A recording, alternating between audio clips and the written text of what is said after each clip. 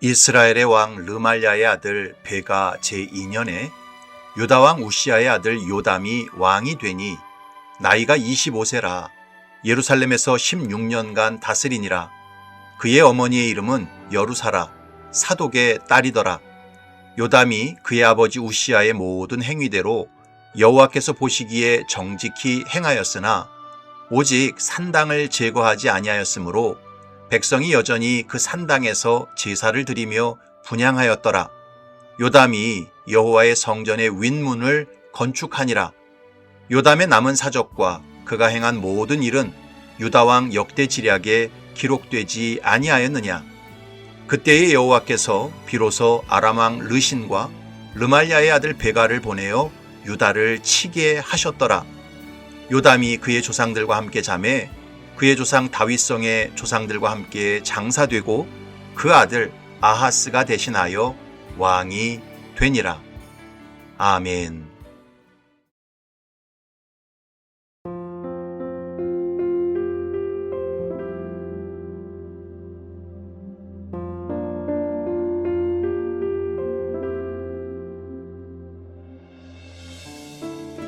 영국의 수상이었던 처칠은 이런 말을 남겼습니다.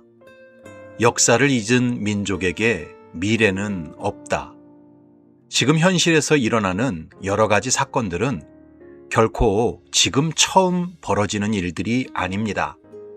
이미 과거의 역사 속에서 비슷한 양상으로 여러 번 일어났던 일들입니다.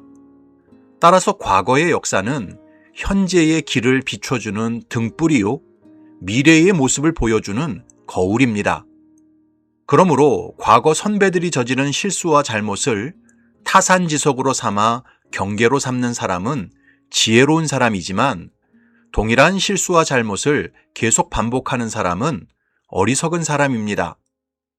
중국 당나라의 기틀을 다진 태종 이세민은 전쟁터에서 백전백승을 거둔 대단한 군사 천재였습니다. 하지만 황제 자리에 오른 다음 무력보다는 경청을 정치의 핵심으로 삼았습니다. 그래서 이세민이 다스리던 시대는 중국 역사상 가장 평화롭고 번영했던 시대라 하여 정관의 치라고 불렀습니다. 그런데 이세민의 통치가 그렇게 성공한 배경에는 타산지석의 지혜가 있었기 때문입니다. 이세민은 수나라 황제가 주변 신하의 조언을 듣지 않고 자기 독단에 따라 무리하게 고구려 원정을 떠나고 대운하를 건설하다가 멸망하는 것을 똑똑히 보았습니다. 그래서 이세민은 자신에게 쓴소리를 아끼지 않은 위징이라는 신하를 곁에 두었습니다. 이 위징은 본래 이세민의 정적이었던 황태자 이건성의 책사였습니다. 하지만 그의 능력을 높이 평가한 이세민은 위징을 중용했습니다. 위징은 황제의 면전에서 거친 말로 잘못을 지적할 때가 참 많았습니다. 하지만 그때마다 이세민은 화를 누르고 그의 말을 경청하며 정책을 수정했습니다. 그 결과 이세민은 가장 안정되고 풍요로운 태평성대를 구가할 수 있었습니다. 훗날 위징이 세상을 떠났을 때 이세민은 대성통곡을 하며 이런 말을 남겼습니다. 구리로 거울을 만들면 의관을 바로잡을 수 있고 역사를 거울로 삼으면 흥망성쇠를 알 수 있으며 사람을 거울로 삼으면 자신의 득실을 깨달을 수 있다. 내가 평소 이 세 개의 거울을 가져 허물을 면해왔는데 이제 위징이 죽었으니 거울 하나를 잃어버렸구나. 여러분, 지혜로운 사람은 듣고 깨닫지만 평범한 사람은 보고 깨닫습니다. 그러나 어리석은 사람은 당해야 깨닫고 미련한 사람은 당하고도 깨닫지 못합니다. 오늘 본문에 나오는 남유다의 11대 왕 요담은 아버지 우시야의 실수와 잘못을 타산지석으로 삼았던 왕이었습니다. 32절부터 34절을 보면 이스라엘의 왕 르말야의 아들 베가 제2년에 유다왕 우시아의 아들 요담이 왕이 되니 나이가 25세라 예루살렘에서 16년간 다스리니라. 그의 어머니의 이름은 여루사라 사독의 딸이더라. 요담이 그의 아버지 우시아의 모든 행위대로 여호와께서 보시기에 정직히 행하였으나. 열왕기 기자는 요담이 우시아의 훌륭한 모습, 곧 여호와 보시기에 정직하게 행했던 모습을 그대로 답습했다고 기록하고 있습니다. 역대하 27장에 보면 그 내용을 더 자세하게 기록하고 있습니다. 요담이 왕위에 오를 때의 나이가 25세라 예루살렘에서 16년 동안 다스리니라. 그의 어머니의 이름은 여루사요 사독의 딸이더라. 요담이 그의 아버지 우시아의 모든 행위대로 여호와 보시기에 정직하게 행하였으나 여호와의 성전에는 들어가지 아니하였고 백성은 여전히 부패하였더라. 요담은 자기 아버지 우시아가 자기 마음대로 성전에 들어가서 제사장만이 할 수 있는 분향을 하려고 하다가 하나님의 진노와 치심을 받아 일평생 나병 환자로 살았던 것을 똑똑히 목격했습니다. 그래서 요담은 그 일을 타산지석 삼아 여호와의 성전에는 들어가지 않았습니다. 자기가 왕이라고 하여 멋대로 하나님의 율법을 무시하거나 월권을 행사하지 않았습니다. 그래서 요담은 하나님의 은혜로 복을 받았고 점점 강성해졌습니다. 역대하 27장을 보면 그가 여호와의 전 윗문을 건축하고 또 오벨 성벽을 많이 증축하고 유다 산중에 성읍들을 건축하며 숲풀 가운데에 견고한 진영들과 망대를 건축하고 암몬 자손의 왕과 더불어 싸워 그들을 이겼더니 그 해에 암몬 자손이 은 100달란트와 밀 10,000고르와 보리 10,000고르를 바쳤고 제2년과 제3년에도 암몬 자손이 그와 같이 바쳤더라. 요담이 그의 하나님 여호와 앞에서 바른 길을 걸었으므로 점점 강성하여졌더라. 성경은 요담이 아버지 우시아의 잘못을 타산지석으로 삼아 바른 길을 걸어갔을 때 하나님께서 그를 점점 강성하게 하셨다고 말씀합니다. 여러분, 사람은 누구나 실수할 수 있고 잘못할 수 있습니다.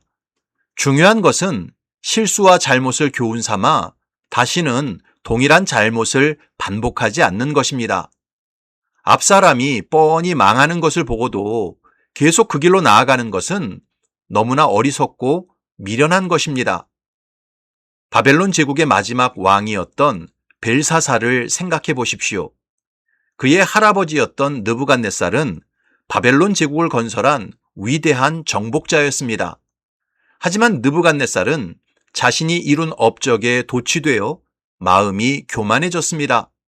그래서 정신병에 걸려 왕위에서 쫓겨나 짐승처럼 풀을 먹고 하늘 이슬을 맞으면서 무려 7년 동안 비참하게 보냈습니다.